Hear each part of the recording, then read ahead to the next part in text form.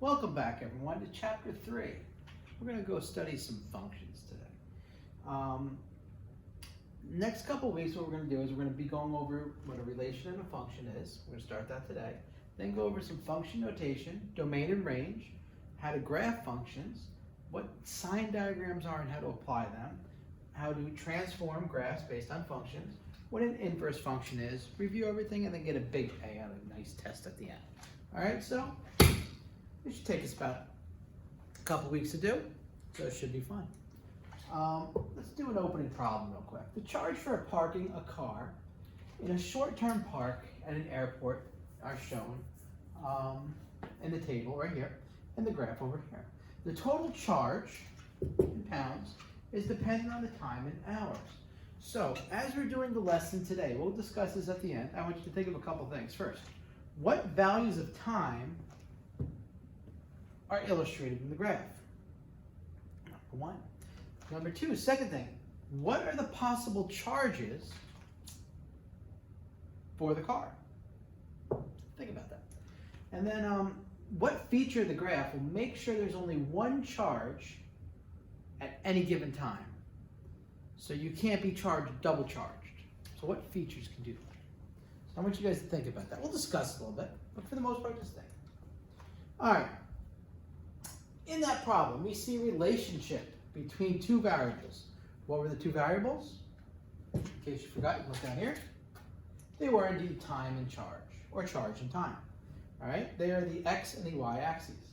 In this chapter, we will explore what it really means for the relationship between these two variables. What is a relationship between two variables called? Just think, what's the x, y? What is that called? When you have what's the relationship between? Here's an f. Called a function. You guys know what functions is. It's the name of the chapter. We will explore the properties of functions that help us work with and understand them. So we're going to be able to understand these functions in the end. All right? You're going to understand everything you need to know about a function and what a function does and how it operates. And we're going to start that today by just understanding what a function is and what a relation is, how to understand what they are, understand what an equation is, right? And how to get functions from tables or sets of data points on a graph, and also how to perform the vertical line test, the test to see if an actual equation is indeed a function. Woo! Like my red tiger? Nice, right? All right, so first thing we need to know, what is a relation? Anyone? It is something between two variables, x and y, so you have two variables. It's any set of points on that plane. So when you have a bunch of different points on a plane, that's your relationship. The points that connect the two variables. So your equation is a form that expresses the variables. So the relation is the actual relationship between your x and your y points. Okay, you have a numerous amount of them, and the equation is the equation. So for instance, y equals x plus 3 is this graph right here. That's the equation. This graph shows the relation. So you got a bunch of points right here. For instance, -4, -1, -3, 0, 0, 3, 2, 5. Those are all different ordered pairs. So you have the two equations of 2 blank. What are these things down here called? Anyone? Anyone? Anyone? They're your relations. Each equation generates a number of ordered pairs like I just described here. Can someone give me 3 ordered pairs for this one?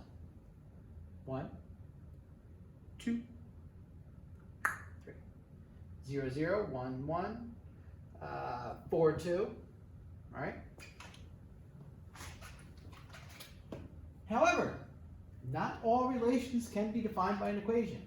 So these are indeed still relations, but there's no real equation that you can do it. There's multiple equations you can use. So how can you describe this one, do you think? Give me a hint. It's the set of points in your first quadrant. That's your relation. Everything in the first quadrant. So what's true about x and y in the first quadrant? You can give me some facts about it. What can you tell me about all the values of x in the first quadrant? Hopefully you said the right answer, that they are greater than 0. What can you tell me about y here? All the values of y in the first quadrant are also greater than 0. Now this isn't an equation. This just tells you facts about the relation. All right? What about here for number 2? bunch of points. They do form a relation. If we were doing something like a correlation coefficient, how strong the graph is, this would be like a 0 because it's terrible. So the 13 points right here form a relation. It can be described as a finite number of points, not an infinite, but it is blank by an equation. Not an equation. There should be no by here. It's just not an equation. All right, why isn't it an equation?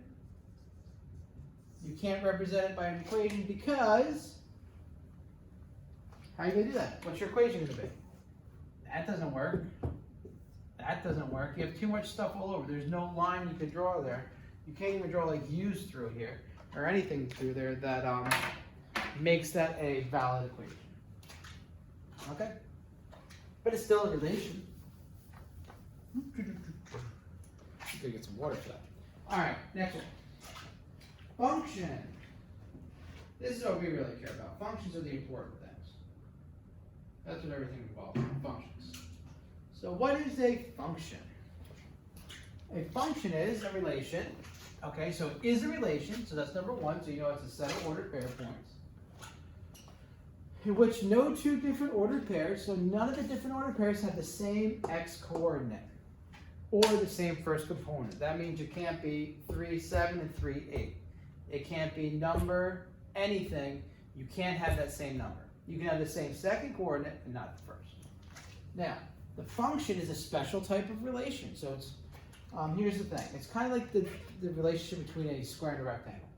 Every function is a relation, but every relation is not a function. So those last two I showed you, those aren't functions. So for instance, you could say every square is a rectangle, but every rectangle isn't a square because every rectangle doesn't have all equal sides. Same basic concept. It's one of those logical if and then stuff.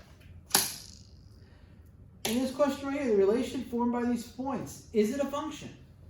What do you think? And you don't have to necessarily draw a graph to make it a function. You just have to follow the rule. You can't have the same x coordinate more than one. So let's look. Okay, a is -4, 1, so that's -4, okay. Oh, there we go, -2, 4, different x, right? -1, we only care about the x, 1, 3, okay? It is indeed a function because no two points have the same x coordinate. What about him, her? This relationship formed by these points, is that a function? It is not a function. What 2 points make this not a function? It just takes 2. Has to be more than 1. C and D. Because C and D have the same x coordinate, look at, they're on this, they're both 1, 1, 1, and 1, -2. Because they share the same x coordinate, it is not a function. Okay. Algebraic test for functions. Suppose a relation is given as an equation. If this substitution for any value of x results in at most one value of y, then the relation is a function. What? Okay, what this means is you solve for y, and you should get just one answer. All right, so anytime you solve for y, you just get an answer. So let's look. For example, y equals 3x minus 1. Do you think that's a function? It is a function. Why? For any value of x, there is only one corresponding value of y. Pick any number for x. 0, y equals -1 and nothing else. 10, y equals 29 and nothing else. -10, y equals -31 and nothing else. No matter what you pick for x, you're only going to get one value for y. By this one, x equals y squared. It is not a function. Why? If x is 4, what's y going to be? What number squared equals 4? 2 and -2. You're like, what? Well, let's look. If you substitute in 4 for x, 4 equals y squared. You square root them, and you get y equals 2, right? 2 times 2 is 4. But also, y equals -2. -2 times -2, and a negative is a positive. 2 times 2 is 4. So y equals +2 or -2. All right, so you got to be careful. So when you're squaring y, when you're raising y to the 4th power, when you're raising y to any even power, okay, your answer is not going to be a function. Ah, I gave you a little hint there. Now there's a algebraic, that's 8th grade year, maybe freshman year. And then you got your geometric, that's the year after algebra, geometry. So we're going to do the vertical line test. This is a very easy test. I used to teach geometry and I used to love this test because it's so simple to do. All you're going to do is, suppose we draw all the possible vertical lines in a graph. Vertical line goes up and down.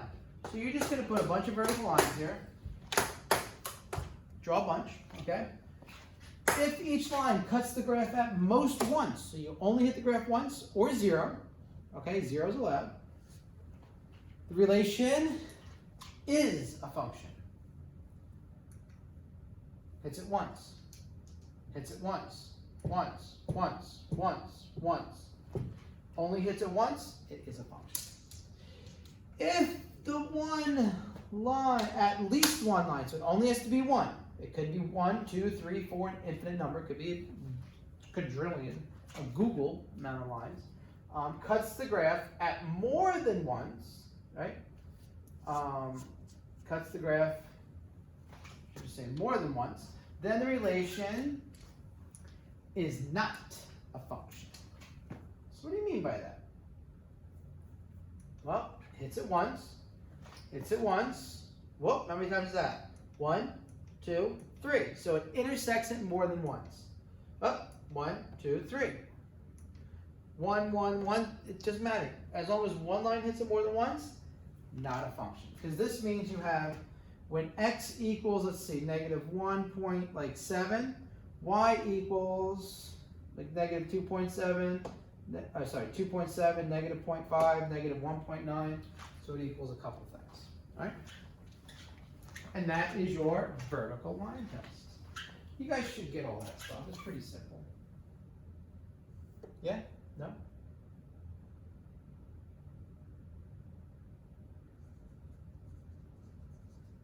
All right. Example 1, which of the following relations are functions? I want you guys to do this. Use your vertical line graph.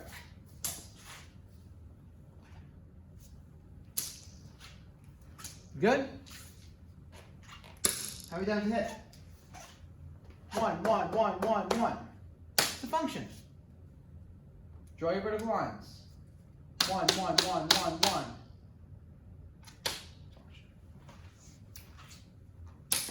1, 1. Uh-oh. Hits it twice. As soon as it hits the graph twice, not a function. Why isn't it a function? It intersects the relation, this graph's a relation, more than once. There you go. Any questions? Hopefully not, because it's easy if you have it. Email me. Graphical note. If a graph contains a small, what would you say that is right there? That indeed is an open circle. So that was an open circle on the graph. That means that that point is what? Not included, okay? So, for instance, if this point right here was at 6, this graph would be everything over here, x would be everything less than 6, and on this side, x would be everything greater than 6. It would never actually equal 6 though. So this number right here, this graph gets all the way up to 5.999 repeating, and then it starts here like 6.000, a bunch of zeros, and then a teeny one at the end. Okay, but the graph is never actually at 6. Very important. All right, especially when we get into limits with calculus. We do that later on. Graph contains a small, what's this blue thing? That is a filled in or a closed circle. The point is included. All right. Also, if you just have a straight line, this is just an infinite number of points, so every point on this line is also included. Right? If the graph has a blank at the end, what is this guy? That's an arrow. If it has an arrowhead at the end, the graph contains, continues on indefinitely, that means forever, in that direction. Or the shape just repeats itself as done previously. Okay, so that would be like an arrow would be a line if you had one on each side, or a ray if you just had the one. Okay. Now that you're loaded up with a bunch of examples, with a bunch of information, you can do these problems. So example number 1 here states, find if the following relation is a function. Now we said to do this with ordered pairs, if they have the same x value more than once, it is not a function. Go. And I'm going to go through these quick too. All right, well, let's go check out our answers. Number 1, letter A.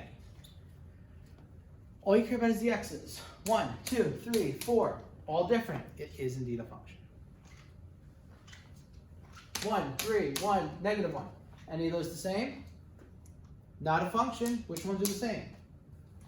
1, 3, 1, 7. When x is 1, y is 3. When x is 1, y is 7. You can't have two y values for the same x. So this means pretty much your explanation right here, because everything in IB has to be explained. F of 1 when x equals 1, y equals 3, and 7. Right?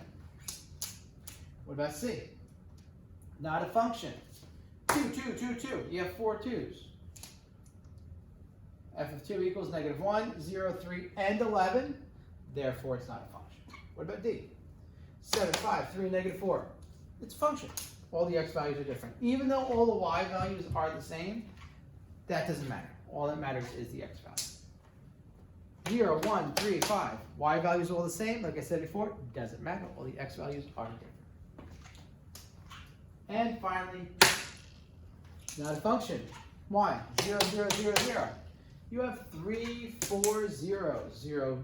So when f of 0, when x is 0, y could be 0, negative 2, 2, or 4. Okay? Function not, function, not. That's level 1. That's the basics of the basics. Let's go to level 2. Use algebraic methods to determine whether these are functions. So, if you only get one value for y, you're good. If you get more than one value for y, you are not a function. Still a relation, but not a function. So problem number 1. It is indeed a function. No matter what you pick for x, you're only going to get one value for y. Let's check. 0. Well, your answer is negative 9. 1. Your answer is negative 8. 10.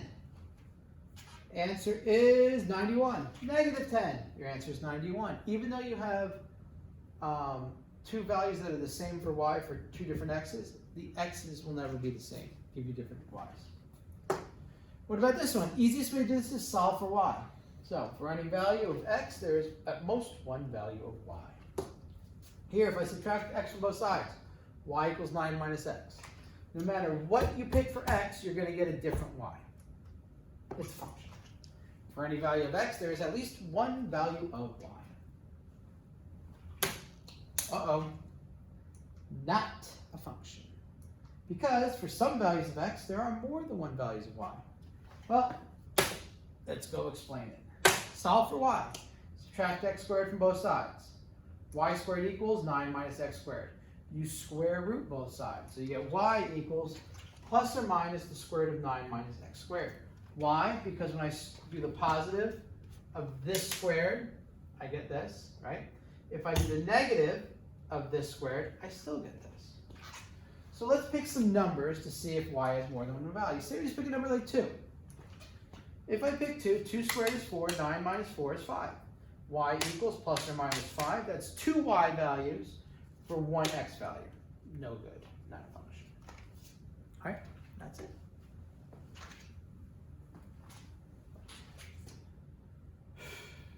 Number 3, use the vertical line test.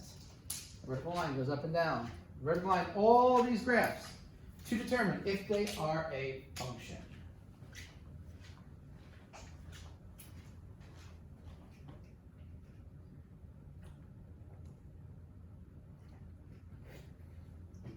All right, first one.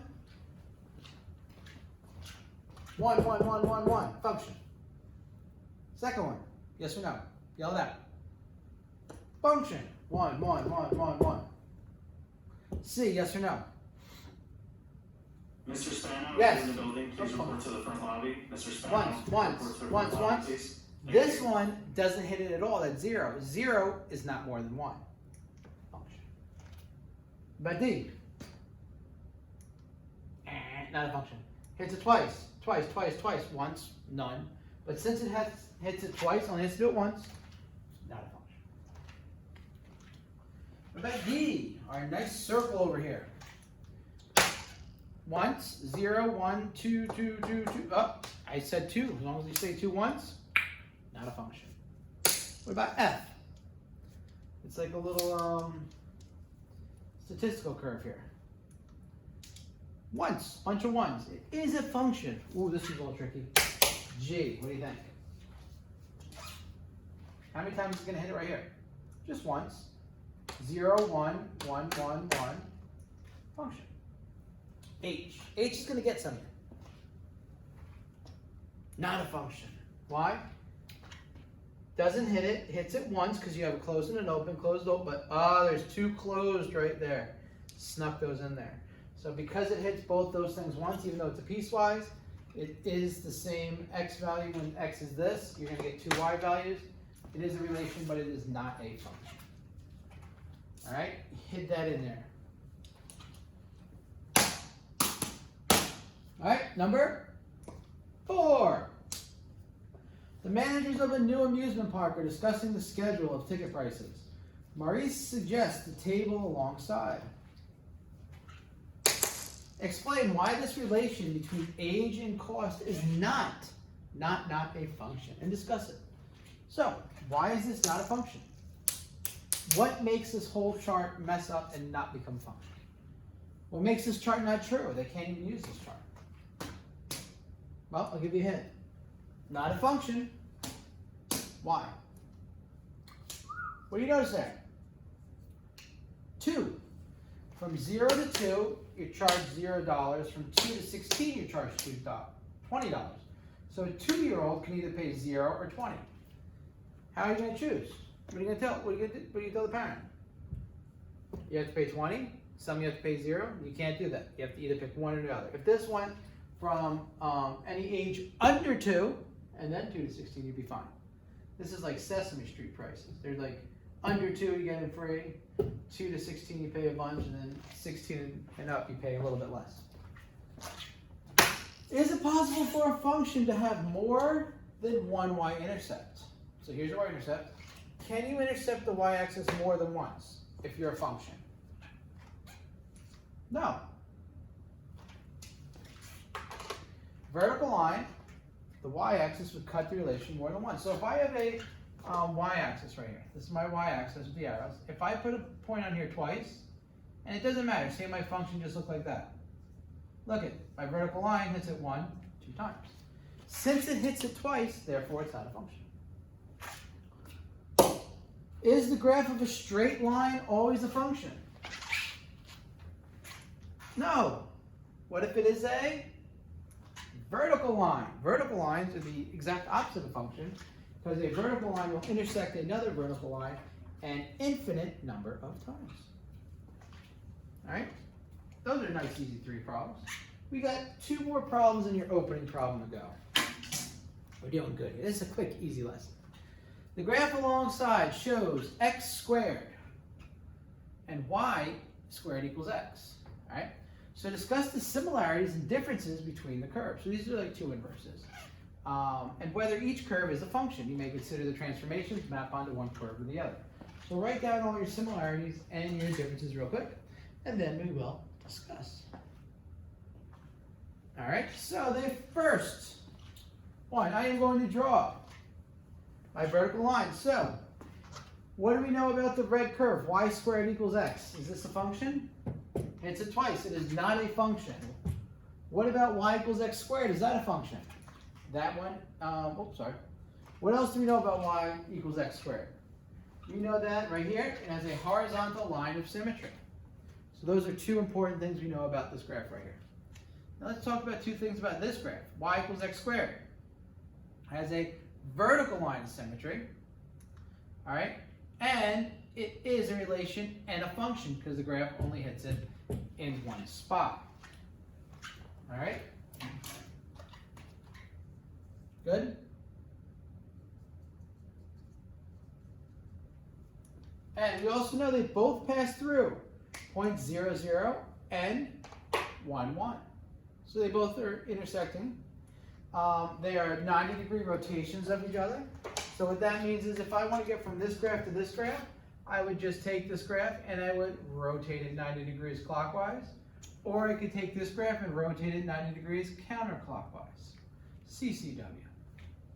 And we'll get into the transformation of the graph later on. Instead of rotating it too, you can also reflect it across the origin. When you reflect something across the origin, you reflect it across the identity curve, which is y equals x.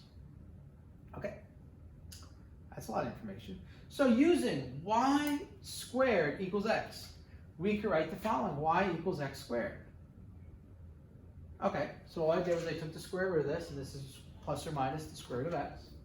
What part of the graph, y equals x squared, corresponds to this? So what part of the graph corresponds to the positive version of this? Right here. The part of y equals x squared is in the first quadrant. All right, B. Is y equals square root of x an actual function? Is just this, is that a function? Yeah, that is indeed a function because it will pass the vertical line test. We don't have the stuff on bottom, the negative portion, to not pass the test. All right? Just soak all that information in. Soak it up. And this should just be positive. This shouldn't be the negative down here. The negative got in there somehow. Be no negative. Okay, write that out. All right, last problem. Explain why both of these curves are functions. So why is the red y cubed equals x a function, and the black y equals x cubed a function? Just give it a vertical line test. They both pass. Intersects once for the red one. For the black one, once. For the curve y equals x cubed, write y as a function of x. Now when you do this, what you're going to do is, you're going to write y equals x cubed. Okay? So when you're writing it as a function of x, you're going to cube root both answers, and you get the cubed root of y equals x. Right. That was pretty easy, right? Any questions involving that one? Ready to go over the last problem?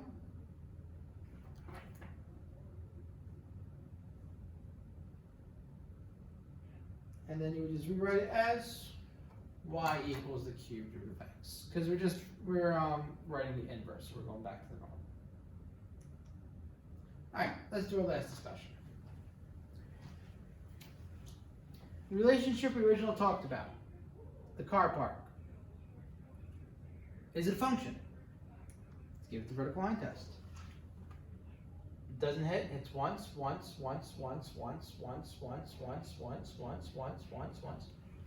Only intersects at once. It is indeed a function. Number two, if we know the time someone parked for, can we determine the exact charge they need to pay? So, think of a number. Say they parked for 2.5 hours.